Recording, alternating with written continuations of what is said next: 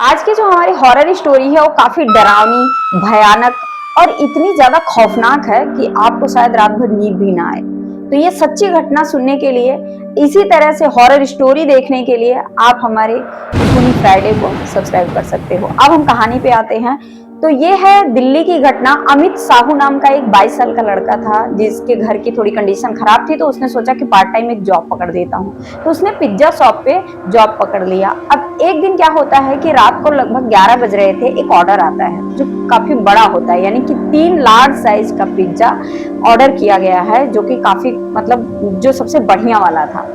तो ये ऐसा ऑर्डर आया तो मैनेजर ने बोला कि अब खैर शॉप बंद करने की तो अभी टाइम हो गई है, लेकिन एक काम करके तो डिलीवर करके आ जा, यानी पिज्जा दे के आ जा। क्योंकि और उसने भी सोचा कि अमित साहू ने भी सोचा कि चलो ठीक है जाऊंगा तो एक टिप मिल जाएगी, क्योंकि अच्छा ये ऑर्डर लग रहा है। तो उसने क्या किया कि फटाफट से स्कूटी निकाली, पिज्जा लिया और निकल लिया।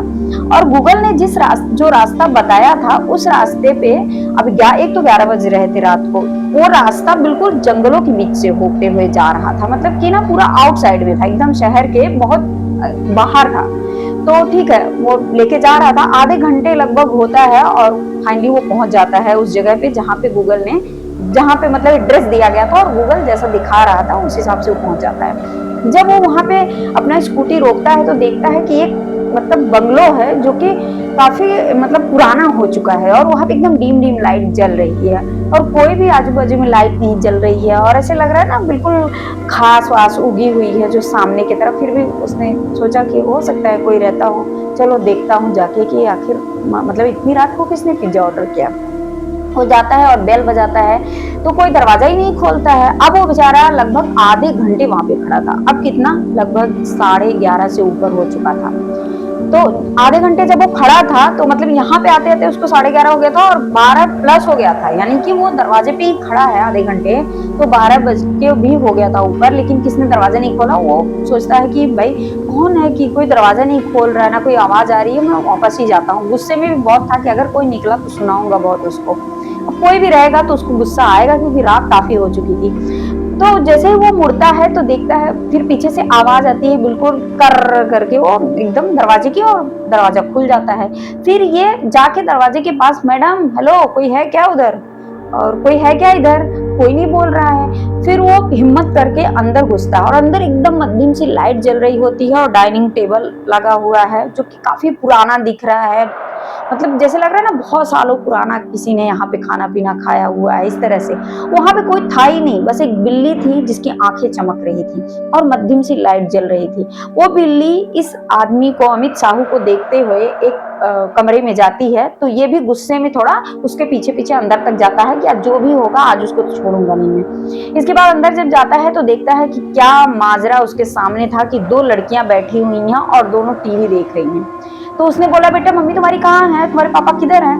तो उन लोगों ने एकदम पूरा 360 डिग्री घूम गई उनकी मुंडी ऐसे करके, और फिर वो ऐसे देख रही हैं जिनकी आंखों में पुतलियां ही नहीं थी, एकदम आंखें पूरी व्हाइट थी। और उस दोनों ने ऐसे इशारा किया कि मम्मी इधर है।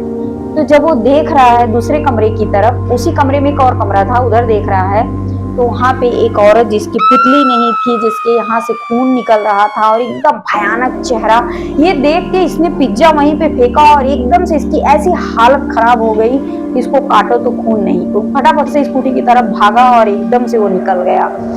उस रास्ते पे जाता है और थोड़ी ही दूर जाने के बाद फाइनली उसकी स्कूटी बंद हो जाती है। अब वो उसकी हालत ऐसी थी कि मतलब बुखार उसको चढ़ना शुरू हो गया और डर के मारे उसकी हालत खराब थी, लेकिन उसने इतनी सी हिम्मत दिखाई कि वो स्कूटी को चेक करने लगा कि देखो अपने मोबाइल का टॉर्च जला के वो स्कूटी को चेक कर रहा है। और फिर जैसे ही उसने पीछे मुड़ के देखा तो वही दोनों बेटियां और वो औरत, वो तीनों उसके पीछे खड़े थे और उसको खा जाने को बिल्कुल तैयार थे। ये मंजर देख के उसके हाथ पैर और फूल गए और एकदम से वो भागना शुरू कर दिया, लेकिन थोड़ा देर ठिठका और उसने सोचा कि क्यों ना पुलिस को हम कॉल लगा दें।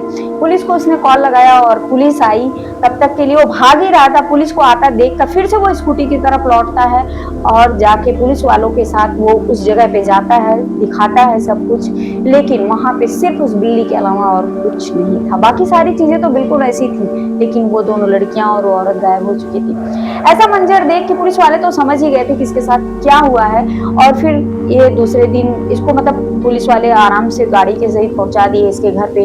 लेकिन दूसरे दिन उसने जॉब छोड़ दिया पिज्जा शॉप का, और आज भी उस मंजर को भूल नहीं पाया, क्योंकि 1.5 महीने तक वो बुखार में तपता रहा, और आज भी उसकी रूह कांप जाती है अगर कोई पिज्जा का नाम ले लेता है तो। यही थी हमारी आज की स्टोरी। तो आपको क्या लगता है हमें कमेंट करके जरूर बताना। मिलते हैं नेक्स्ट वीडियो में। हरे कृष्ण।